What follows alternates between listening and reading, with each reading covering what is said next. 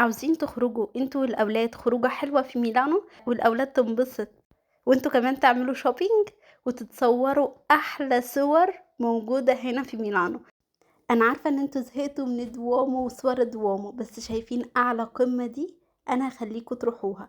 أنتم هتنزلوا في محطة جاريبالدي المترو الأخضر أو البنفسجي وهتلاقوا قدامكم أعلى قمة دي.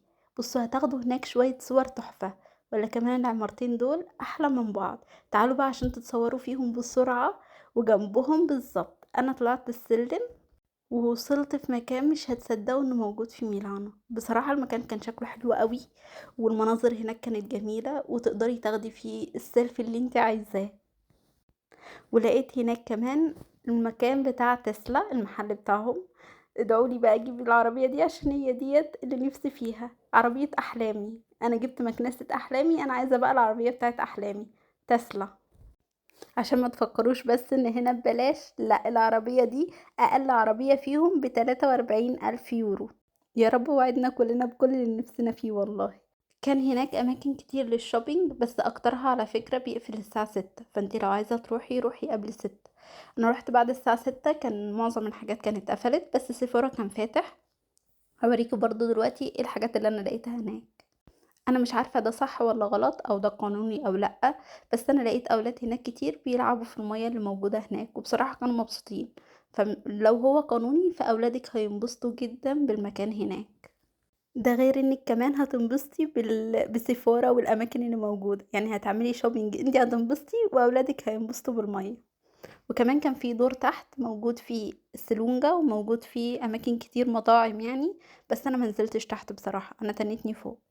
بصوا بقى الصور هنا خطيرة، انتي هتتصوري تحت البرج بتاع اوني كريديت. ده اطول حاجة هنا في ميلانو، بصراحة شكله تحفة جدا. تعالوا بقى هنا في فرع كولمر عشان اوريكم الاسعار فيه عاملة ازاي. على فكرة هو كان برضو فيه تخفيضات بس طبعا مش زي التانية. يعني التيشيرت عامل 100 يورو وعلى نازل عليه تخفيض نازل لحد 60 يورو. ده التيشيرت بس اللي موجود ده. وكمان هنا الجاكيت ده عامل 400 يورو. فعلشان بس اقول لكم ان الاسعار هنا متفاوتة، مش كل المحلات قليلة ومش كل المحلات غالية. هنا فرع نايك كان قافل، يا ريته كان فاتح وانا وريتكم كل الحاجات اللي كانت موجودة فيه ووريتكم اسعاره. فكل واحد يا جماعة حر يشتري من المكان اللي هو عايزه، عايز يشتري الغالي او يشتري الرخيص. هنا بقى قلنا ناكل ايس كريم من جرام. تعالوا شوفوا شكل الايس كريم وهو بيتعمل. احنا اخترنا البسكوتة اللي عليها شوكولاتة دي كان سعرها 5 يورو.